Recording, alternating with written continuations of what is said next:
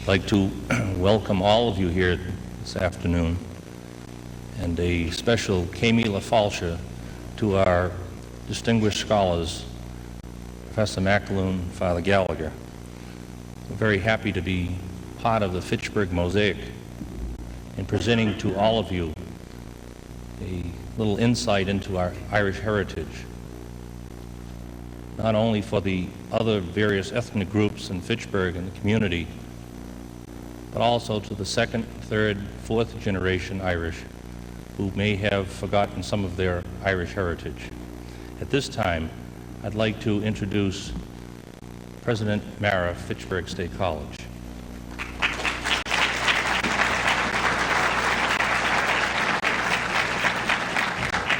Thank you, Robert. My only responsibility is to wish everybody in the audience a delightful welcome to the college. We are pleased that the Heritage Program has gotten off to such a fine start that shortly after getting rolling, you're already at a point where the library cannot accommodate the audience. We're very pleased that the college had the facility available this afternoon. Arthur Kistner is certainly one of the best public librarians in the United States, and we are always happy, Arthur, when we can cooperate with anything that you're doing. And I'm also pleased to see so many honorary Irish in the audience this afternoon. I'm looking for Louis Nicodemus, but I don't see him. But I would expect that he would be here.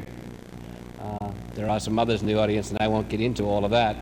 But it is particularly pleasant for us at the college to have you here this afternoon because of the relationship that the college has played with this ethnic studies activity.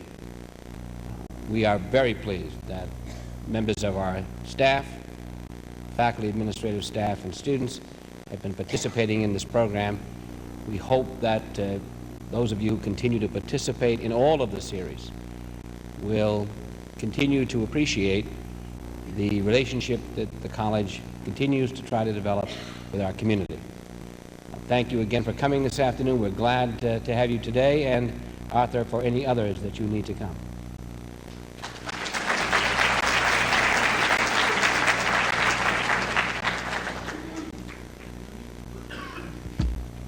Before we begin today's program, there are a number of people who've worked very hard, groups that have worked very hard to make this a great success.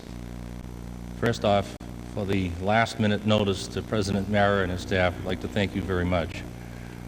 For the staff at the Fitchburg Public Library, under its director, Arthur Kistner, for the wisdom to get this grant and to make it available to all of the ethnic groups in the Fitchburg community, and to Granger Browning and his Heritage Committee for allowing us to work with him and prepare the Irish American presentation, for Dr. David Ryder and his staff at the college for the work they've done on the audiovisual presentation, and a very, very special thanks to one individual who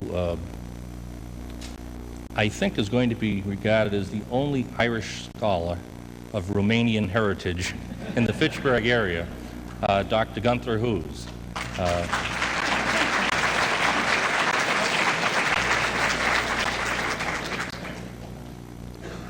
And not least the Irish American Committee, who worked for the last 4 or 5 months helping and advising Gunther Hoos and some of the staff from the Heritage Committee in the preparation of this afternoon's program. We had such dedicated people that one of them, Carlton Blackwell, made 3 trips to Ireland just to make sure he could get enough slides. We have another fellow named Jim Cleary, who has, in the last few months, listened to every known Irish recording on record, just so we could get enough Irish music for the presentation. We had some other who contributed greatly. Father Crowley at St. Bernard's Church for some of the material he gave us in the preparation of the AV program. for Ed Costello, and for the numerous people who helped us with photographs, with background information, mementos that are going to be incorporated into the audiovisual presentation. I'd like to give you a very special thank you. Our program this afternoon is going to be divided into three parts. The presentation of the scholars will be followed by the audiovisual presentation. As time permits, we will allow some questions to be presented to the scholars. There will be a number of members of our committee circulating in the auditorium with cards, and if you have a question, we ask that you write it out and hand it back to one of the committee, and we will try to eliminate any duplications and get maybe the most crucial questions presented to our two distinguished scholars. At this time, I'd like to introduce Dr. Granger Brown.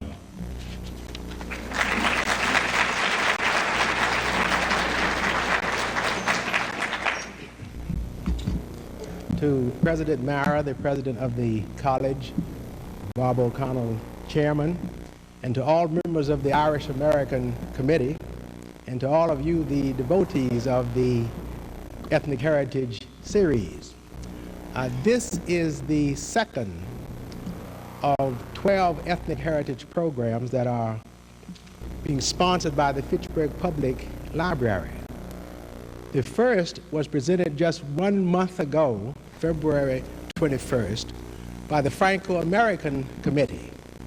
And at that time, the committee presented Dr. Claire Quintal, who is the director of the French Institute at Assumption College. And Dr. Quintal greatly increased our appreciation of the Franco-American culture. So today, on behalf of the coordinating committee, whose names you will see on the back of your program, we are especially pleased to see those of you who were at that first program see you here today. For the continuity of attendance is really what is important and what tends to give life and strength to the whole purpose of the project. So therefore, it is with very eager anticipation that we hope to see all of you who are here today at some of the remaining programs, and we'd like to see some of you at all of the remaining programs, because we would like at the conclusion of the project to have within our community a core of knowledgeable people who will have a rewarding understanding of their own culture and an enlightened appreciation of all of the ethnic groups which tend to constitute the Fitchburg Mosaic. Today it is our pride and it is our pleasure to present to you two brilliant scholars of Irish American culture. Professor Albert McAloon of, I think, Middletown, Rhode Island, and Father William Gallagher of Baldwinsville, Massachusetts. Both of these scholars have distinguished themselves in their own chosen fields and also as community relations experts. The first speaker, Father William Gallagher, is indeed a citizen of the world. He was born in Ireland, spent his youth in England, completed his education in France, and was ordained to the ministry or to the priesthood in France. And now he is the distinguished pastor of the St. Vincent de Paul's Parish in Baldwinsville, Massachusetts, United States of America. He has devoted his tremendous energies in the past few years in studying the Irish within our own community.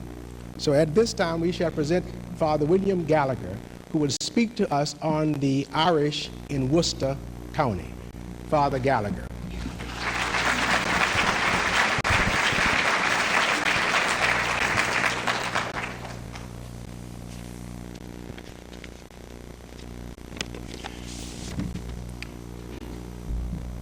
President Mara, Dr. Browning and members of the Coordinating Committee, Bob O'Connell and members of the Fitchburg Irish Society and the Fitchburg Irish, let's have it, the Irish American Committee of this Fitchburg Mosaic. And ladies and gentlemen, I'm very pleased to be with you and to talk about the Irish who came here to Worcester County. Well, first of all, before I talk about the Irish who came to Worcester County, let's talk about those who came and where they came from. Now, different ethnic elements contributed to the making up of the Irish nation as we know it throughout the centuries and as we know it today. By far the most important element were the people of Celtic race and culture, who inhabited the entire island for centuries all by themselves until shortly before the year 1000 AD. At that time, invaders from Scandinavia came to Ireland and they settled here and there along its coasts, on its river mouths, and on some of its fertile valleys. And these were the people who founded the principal Irish ports of Cork, Waterford, Dublin, Limerick, and so forth. They settled along the coast, mainly along this coast here, not very much up the north. And here also, in this area here. These were followed in the 12th, 13th and 14th centuries by people who came from England and who settled mainly in the east and in the southeast, though many of them did try to penetrate into the Midlands. These were the people of Norman, English and Welsh origin. They developed and expanded the towns and cities founded by the Danes and the Scandinavians. Irish people of Celtic stock came from the interior and mingled with them. However, the towns and cities along the coast of Ireland were never really Celtic in nature. They were always, and they are still today, more non-Celtic aspects about the Irish urban life than about life in the Irish countryside or life in the inland parts of Ireland generally. So the English settled along here, mostly along here, where all the rich land is, of course, and they tried to settle up here, but didn't very well succeed. They tried to penetrate inland, but it was mainly along here that the people of Norman, English and Welsh origin settled. English became the language spoken by the leading people in all the Irish cities and towns from the 12th and 13th centuries onwards. Although many could and did speak Gaelic, and Gaelic, however, never became the dominant tongue in the large ports and in the large cities and towns of Ireland. The last part of Ireland to be dominated and controlled by the English was the province of Ulster.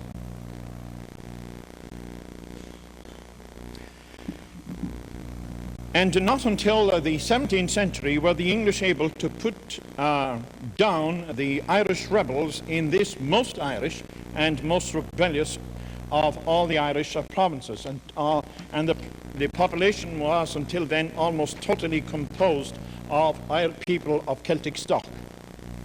Now, shortly after the English were able to gain a sure foothold in there in the 16th and in the 1620s, they brought over settlers from England and from Scotland, and they brutally uprooted the Irish people in the fertile valleys to make room for them, especially the valley of the Lagan here, the valley of the Bann, and the valley of the Foyle.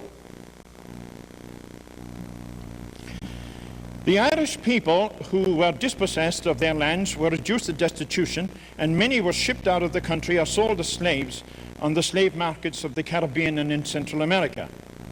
The first Irish to come to America came, therefore, as slaves. Not many, if any, they came mostly to the Caribbean, to the Central America. At that time, the islands, you can't see them here. If you had a bigger map, you'd see the western coast of Scotland, and its western coast of Scotland is made up of islands. And at that time, the islands off the western coast of Scotland were overcrowded. And the British government came up with a good idea that it would be good to take the surplus population there and take them elsewhere. Now, it was far too costly, and far too complicated to bring them to the North American colonies. So the best solution was uproot all the people here in Northern Ireland who were so opposed and antagonistic to English rule, get them out of the country, and replace them by people who were far surer and who would be far more British. The authorities felt that bringing over hundreds and thousands of Scottish settlers, they would accomplish three goals.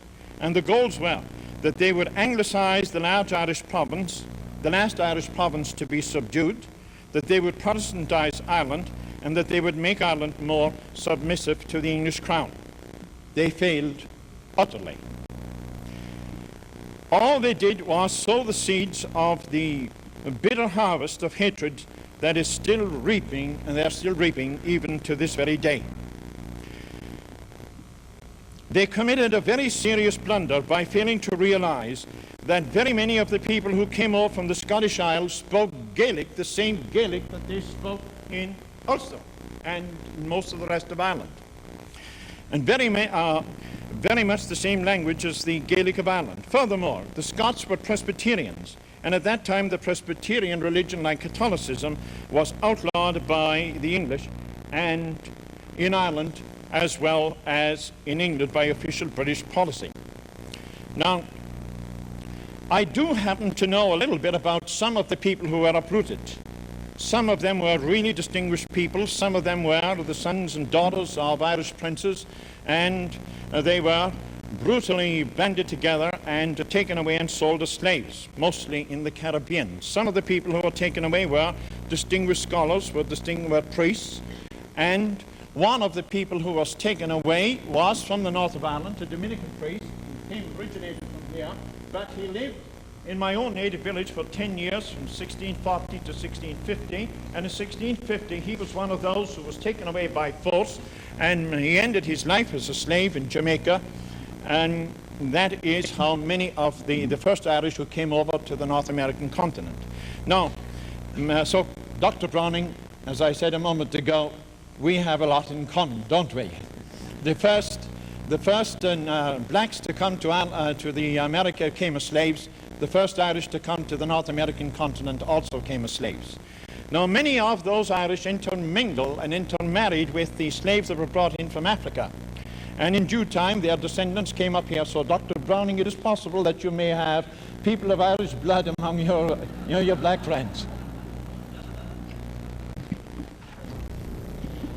In due time, 2 or 3 generations later, the Presbyterian Gaelic-speaking Scots and the Catholic Gaelic-speaking people in the Northern Ireland banded together against the English in Ulster, and, as you know very well, against the English in the North American colonies. When the American Revolution succeeded, many young men in Ulster decided that it was time to bring, and I quote their words, the advantages of the newly founded North American Republic to Ireland to be enjoyed by all Irishmen, whether Protestant, Catholic, or dissenter. That was the beginning of the Irish Republican movement, which was begun in the town of Dungannon in Northern Ireland, and it was founded by Presbyterians, and many of the most active people in it were sons of Presbyterian ministers. Now, you know the inheritor of this organization, the United Irishmen, that was founded. It's the Irish Republican movement and the Irish Republican parties down to the present age, and the IRA in Ireland today, very justifiably, you can't deny it, claim that this is their roots, that is their origin. Now, the fact that the Scots-Irish and the Presbyterian Irish in the north of Ireland and the Irish Catholics in the north of Ireland got along so well, that was a tremendous disappointment for the British. And so the British tried to break it up later, but that's another story. We cannot go into it now. But I will conclude my introductory remarks by saying, very often you'll hear that the 20th century is the ecumenical age. Don't believe it. In 1781, the first Catholic church to be built in the city of Belfast was built on Presbyterian land with Presbyterian money, and 200 Presbyterians and 43 Presbyterian ministers were there at the opening of that church. So the Irish, north and south, got on very well together, until and before their harmony was disrupted by a foreign interfering hand. Now, this will give you an idea now of yes, most of the rest of the island is made up of people of Celtic stock.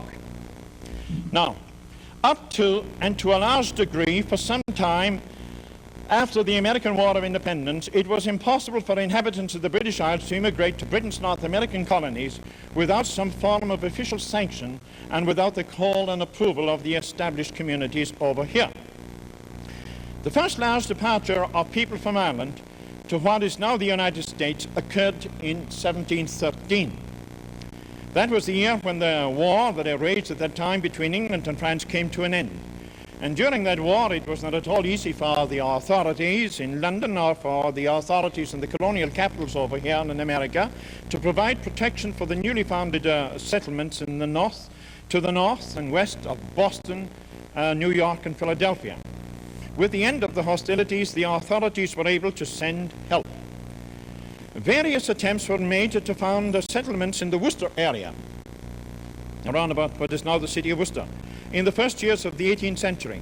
But all had to be abandoned because the communities were small, families were few, and they had little or no protection against hostile Indians.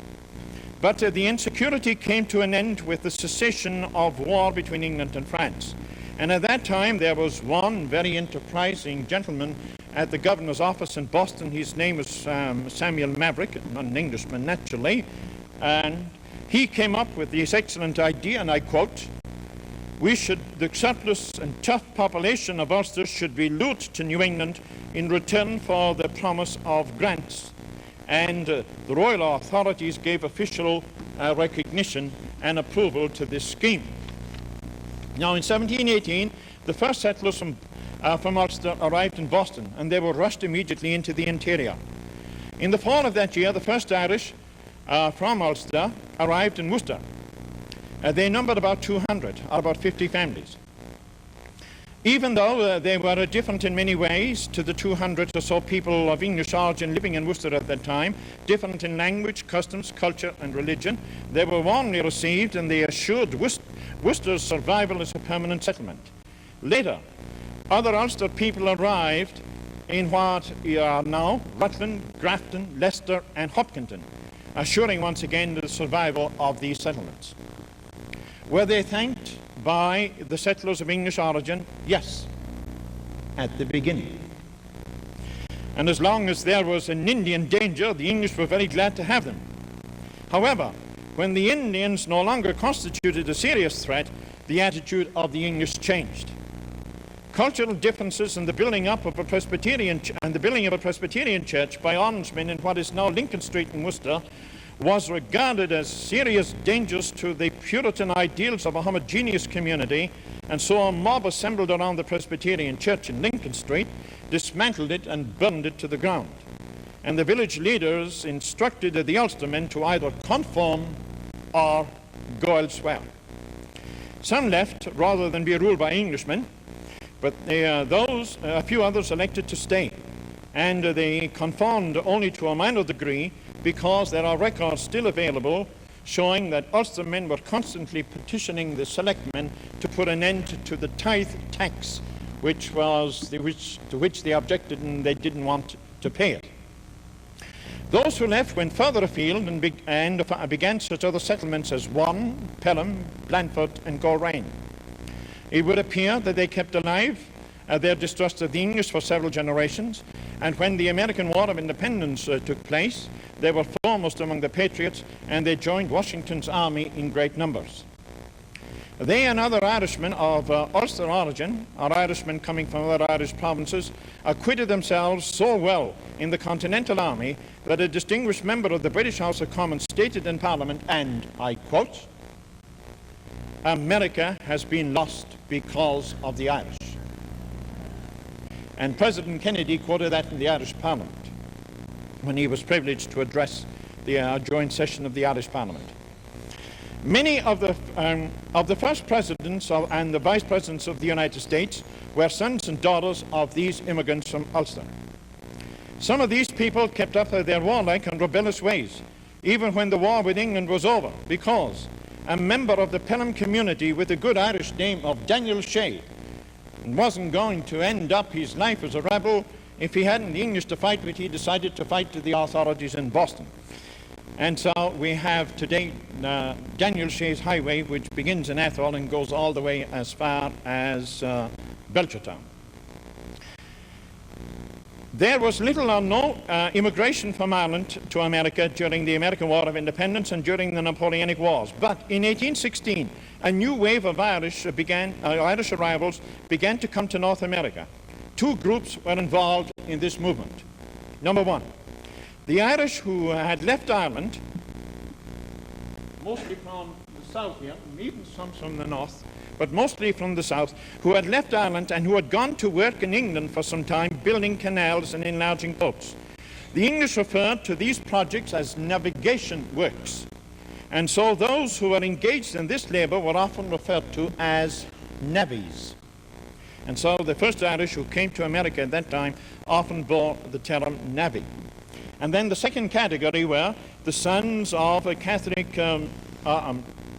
people of the propertied class who had attained a certain education, but who were unable to obtain employment in Ireland or in England of a professional nature. So they came over here and they established themselves in this country. These were the people who planned and built such vast projects as the Erie Canal. And when the Erie Canal was completed, one of the contractors and engineers who worked on that scheme was invited to Massachusetts to build the Blackstone Canal, which, as we know, brought the capital of this county of Worcester, into the Industrial Revolution and linked Worcester and central Massachusetts to the sea.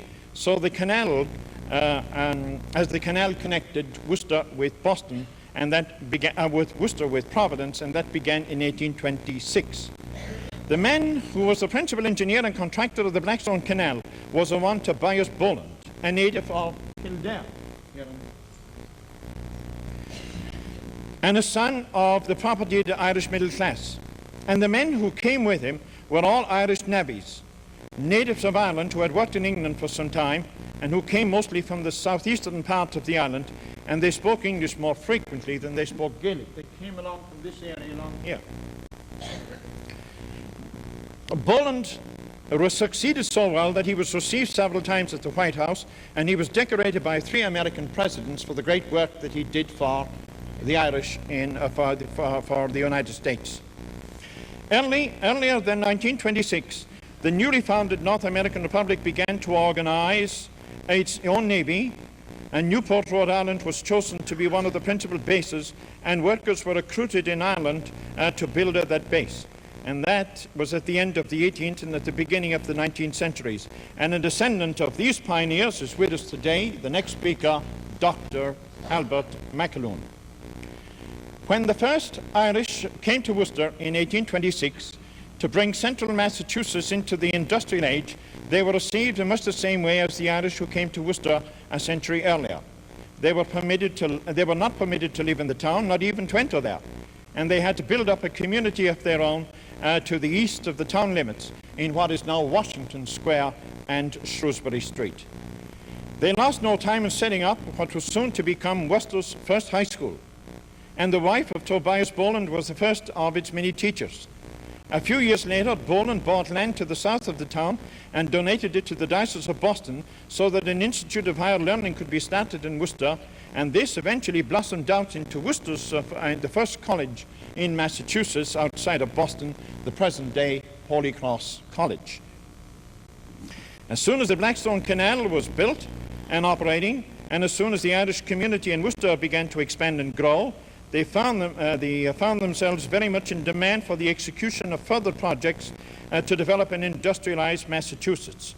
Now, Massachusetts and the United States generally could not be developed without the most modern means of communication and transport, and the most modern at that time, naturally, were the railroads.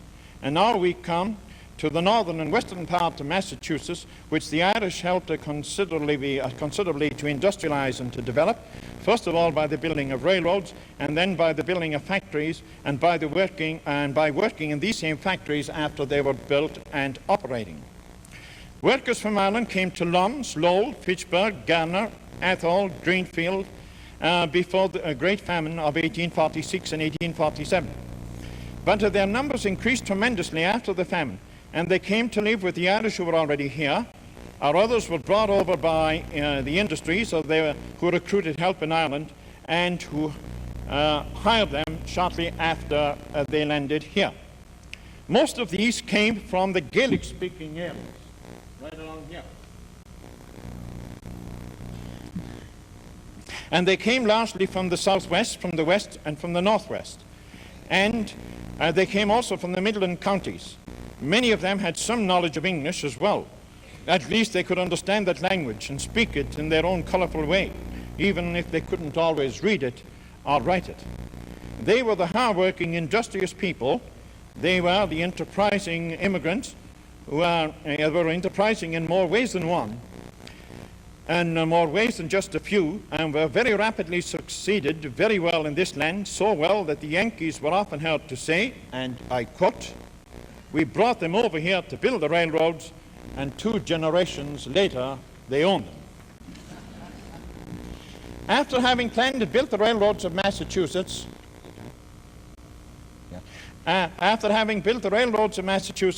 and most other railroads throughout the country, the Irish settled in many places along the railroads, and they tended to gather in certain parts of the town or towns where they settled. These areas they made into little islands, where they reconstructed and organized all the community activities they loved and cherished in the villages and towns that they had left in Ireland. They had Irish music and dancing. They specialized in keeping up the old Irish practice of storytelling, which meant that many people gathered around the wittiest and most eloquent speakers who entertained all of their listeners with all kinds of stories, true as well as false, and false as well as true, about their ancestors and the land they left, and which they found very difficult to forget. In due time, these gifted men, gifted with the gift of the gab, became the first of a new and powerful institution in this country, the American trade unionist and the Irish-American politician. Finally, they went to great pains and they made many sacrifices to build up their own centers of worship, which they often called after the Irish saints, and they were known to walk several miles on Sunday morning to be present at Mass in these churches, and so as to have God's blessing on their work and on their families from week to week. These Irish communities and these Irish areas in very many English New England towns and villages got to be known as the Patch. Is the word Irish or of Yankee origin? I have never been able to ascertain. Maybe somebody could enlighten me here today. It would be very interesting to read through what has come down to us concerning life in one of these areas that bore the name of the Patch. But we don't have time to go into that today. That is another matter. One aspect, however, must not be omitted. The Irish down through the centuries, even down through the millenniums, have always been extremely proud of their respective localities or of their counties of origin. And so they tended to gather together as courtmen, kerrymen, galwaymen, etc., etc., and to act as if their particular county was the very, very best in Ireland, as the best that Ireland has ever known. This naturally gave rise occasionally to rivalry and even to friction. But all divisions disappeared on St. Patrick's Day, the national Irish holiday, when all got together to honor the Apostle of Ireland and to celebrate the ancient Irish traditions. It was not always possible to celebrate the 17th of March openly with a Jew festivity when they were on Irish soil.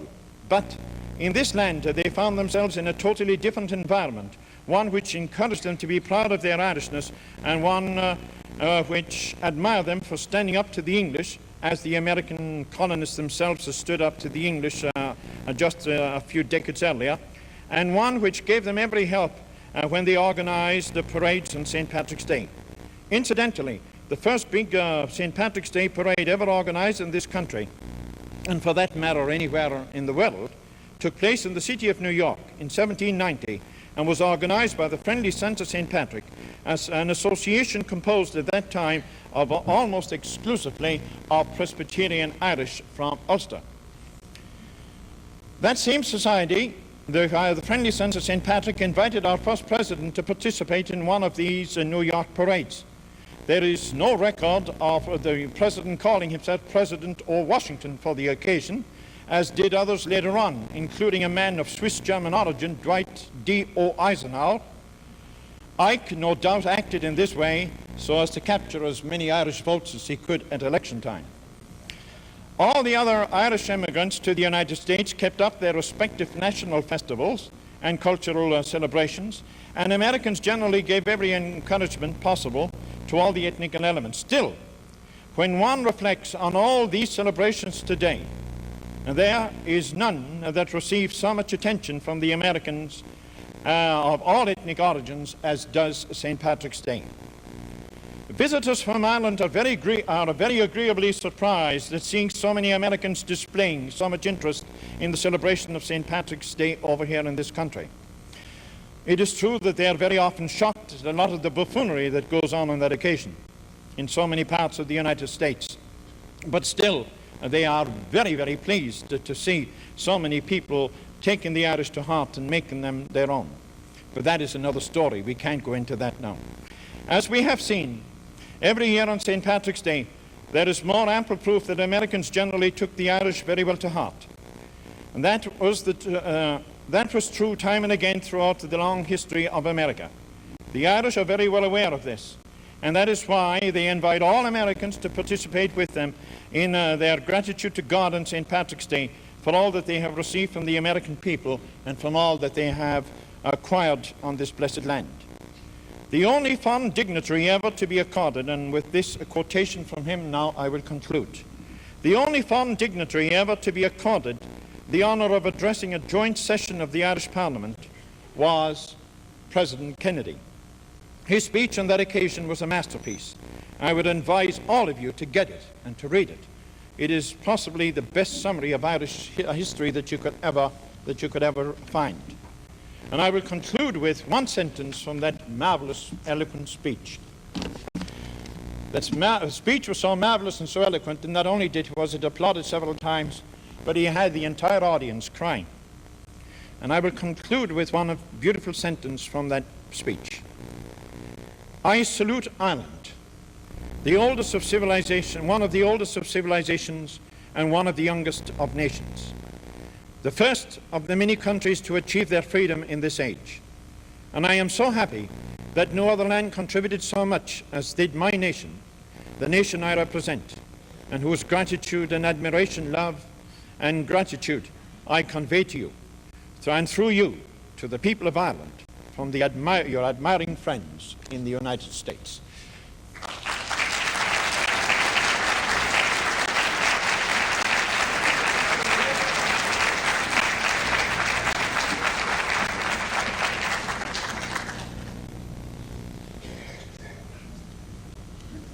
I want to thank Father Gallagher. I guess we'll have to cite him particularly for inducting me into the Irish clan. It, however, also places upon you the responsibility to celebrate Black History Month next year. Our second scholar, Mr. Albert McAloon, has various and many professional interests and experiences. In addition to his work in education and in health in Europe, he has for the last 15 years taught sociology, psychology, and industrial relations at Bryant College in Springfield, Rhode Island. His major interests and skills remain, however, in Celtic history, particularly as it relates to the United States and to Ireland. And today he will address the topic of, the very broad topic of, the Irish in America. Professor McAloon.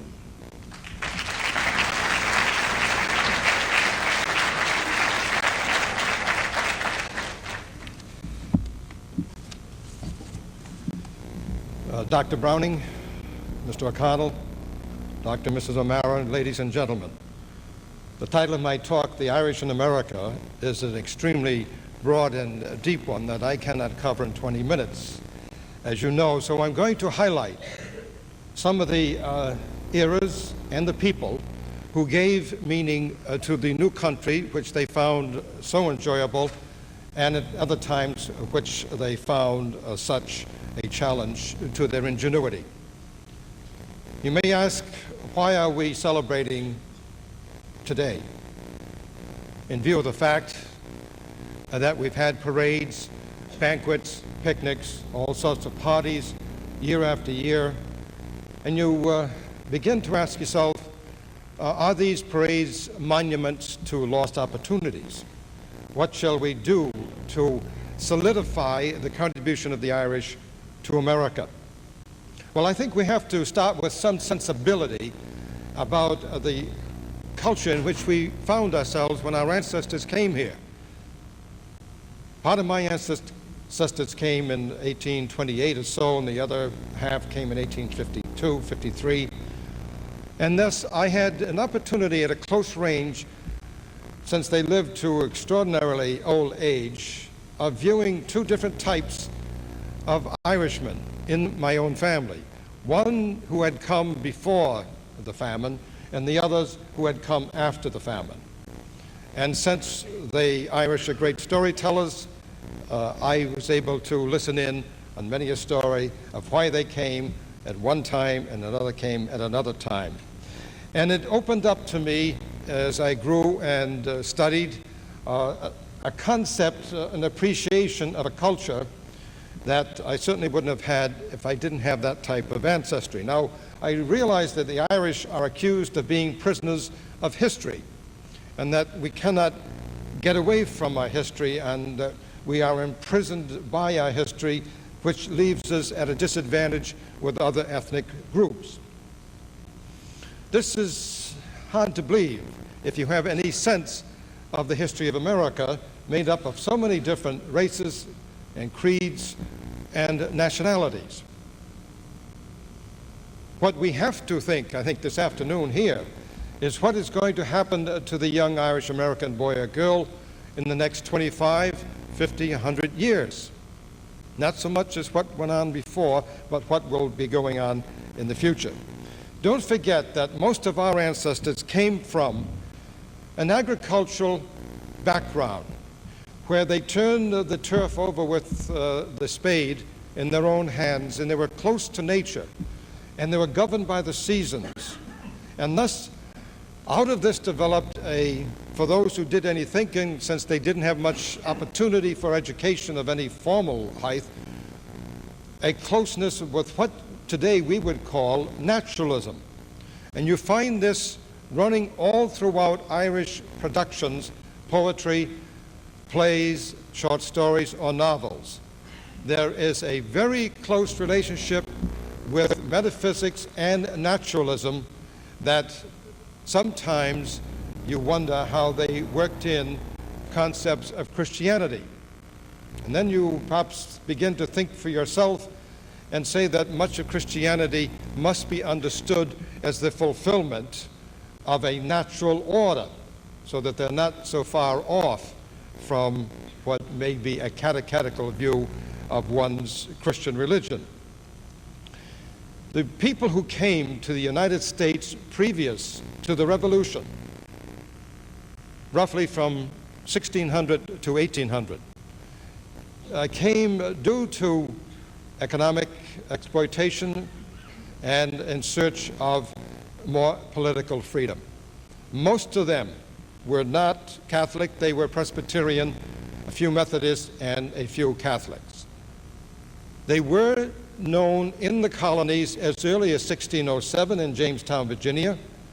They were definitely on board the ship docked at Plymouth, the Mayflower, and they've had a long and distinguished and hard-working history throughout the whole of the south of America, from south of Washington, as well as the New England area. William Penn, the Quaker, brought over a colony in 1682 because he was impressed by the Irish worker, peasant, farmer, since he had taken care of his father's lands in Kinsale, Ireland for many years. and thus he had a first-hand relationship with the Irish, and he brought over 12,000 people to help settle Pennsylvania.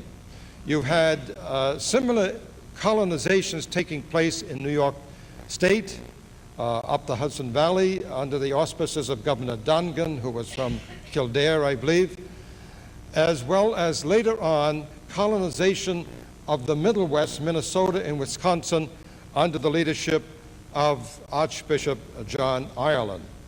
Incidentally, these colonies are still extant today in Minnesota under their certain names.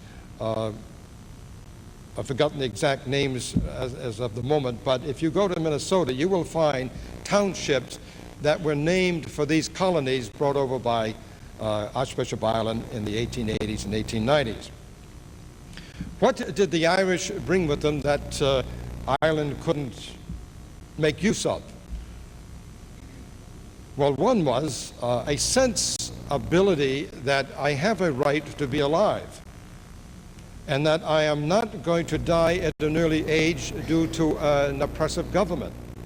So that they were seeking, however inchoate it may have been in their own minds, they were seeking jobs too, but they were seeking some political responsibility and political recognition that was not given to them, certainly after 1691, when with the flight of the Earls out of Ireland, you then had a twist or a turn in Irish history that can be seen only through oppressive, dark and dim and doomed telescope lenses. The Irish were aware of that, and they sought the first opportunity to take advantage of any opportunities to overcome it.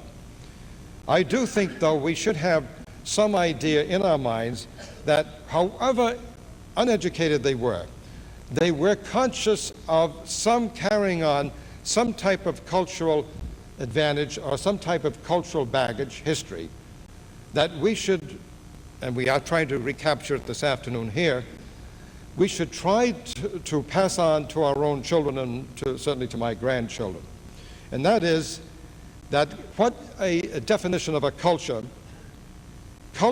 is our senses demonstrated, our emotions codified, and the order of life tied to some degree of intelligence working toward long and short-range goals. This is a large order when you think that our senses demonstrated. How far shall we go in demonstrating how we feel? Our emotions codified. How severe or liberal shall our laws be to bring about a happy community? And tied to some form of intelligence, which in our time today we realize the intelligence, the culture depends increasingly on education, open to all peoples at all levels. We have moved from back-breaking labor into the Industrial Revolution, in which the Irish in America, from Boston to Spokane, Washington, helped to transform from a rural agricultural society into an industrial society, to today's economic, technological, computerized existence. If you have any hopes to carry on and to impress your children or grandchildren, urge them to obtain as much education as possible for their own happiness in the future of America. It is going to depend mostly on electronics. Now, we're all shaped by our history, as I noted, but our ancestors had a history that was tribal, rural, hierarchical, and familiar.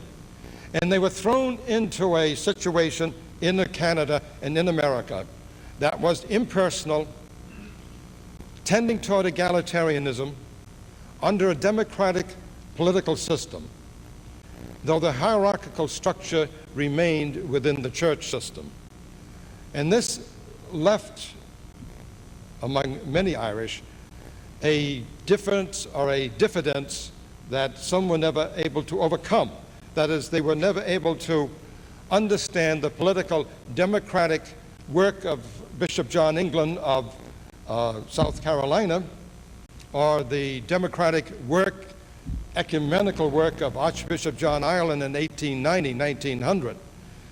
They were not able to grasp that because many of their teachers had not grasped it either.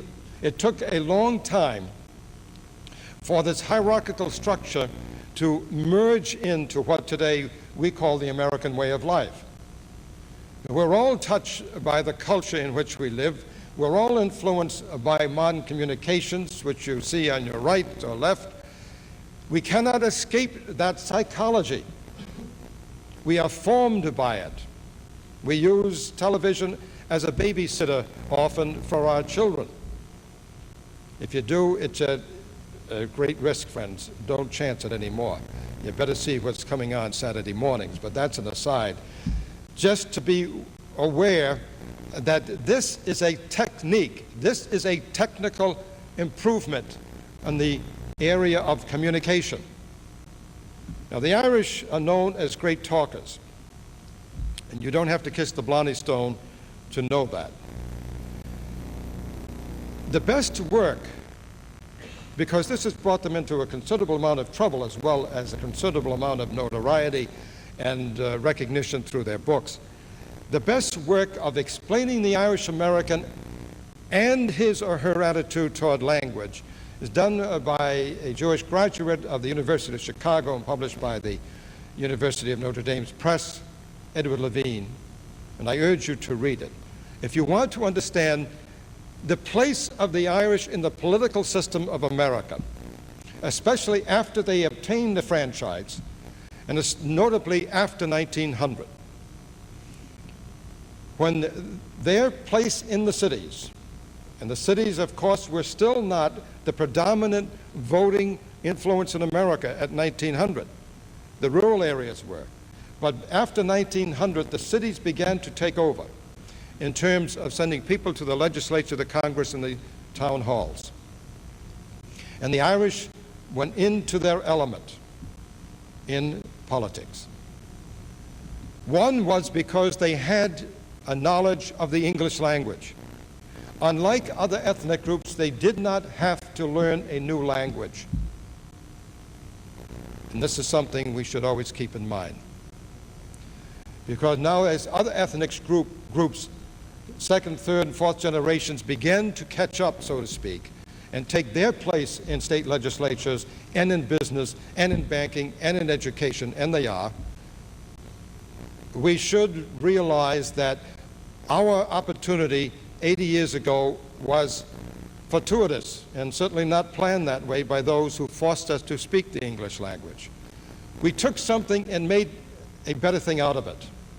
And the great language that came out of the Anglo-Irish combination through the 19th century and 20th century playwrights, short story writers, and poets, some of whom are still living, will give you some idea of the power of the word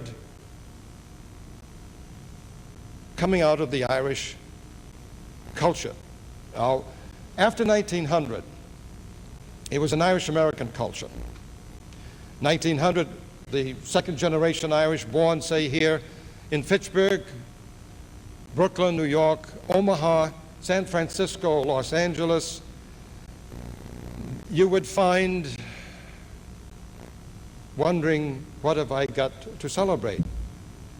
You see, I'm moving, and I have moved from my own studies beyond a simple parade. I'm moving into, I hope, that groups such as yourselves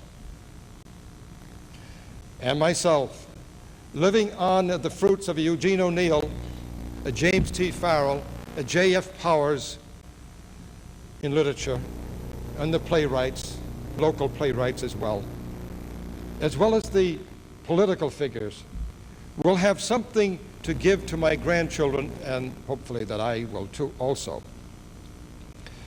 And thus, I want them to realize that if they're going to speak, they have to understand that when the Irish spoke in courts of law with antagonistic judges. They had to speak a language that preserved their lives and their property against an unfair, oppressive political system. There are a few people in the United States of Irish American background who stand out for various and sundry reasons, and I can only cite them in passing, since time is running short. One I would urge you to read up on, and because he's almost forgotten, and that's the former Supreme Court Justice Frank Murphy, former governor of Michigan, former mayor of Detroit, a remarkable person who deserves our knowledge and deserves to be emulated. He came upon the scene in 1930 at the beginning of the Depression. He tackled it, saying that people in need should be helped by public officials and that the help should come from any source, since human rights came before property rights, and he was working against General Motors at that time. Frank Murphy was finally elevated to the U.S. Supreme Court and was one of the few in the dissenters in that famous case of the Japanese Americans versus the United States government, where we uprooted unjustly nearly 200,000 Japanese American citizens and sent them out into concentration camps in the desert. Murphy was one of the few who came down hard in his dissent, saying that this was what we were fighting against in Nazi Germany, and so on through his life. You can find him always upholding human rights, and his criticism, the criticism leveled at him, and in public life you'll get plenty of it, was that he was too concerned with human rights. He died in 1952 or 53, so you can see how far ahead, if he's speaking of the preeminence of human rights in the 1940s and the 30s, how far ahead he was. The other is a man named that America has to develop mystics and storytellers that we depend on so much when we pick up Irish-born writers. I would ask you to be concerned about a man named Bishop John England of Savannah, South Carolina, or Charleston, South Carolina, in the early 1800s, who brought about, as much as he could in those days, a democratic attitude that today we'd call parish councils in the church.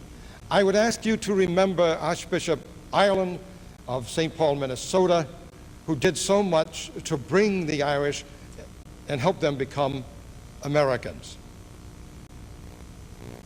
He was 50 years ahead of any ecumenical movement in the United States. And last, I would ask you one question. Why not, each one of us here, and those that you can influence, why not think and dream and act upon all that which might have been today, now? Thank you very much.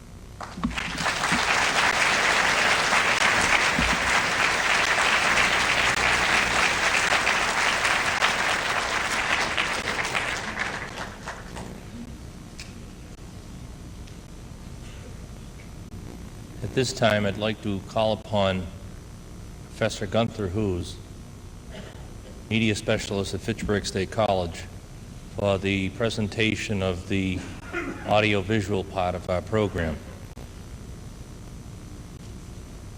Gunther Hoos.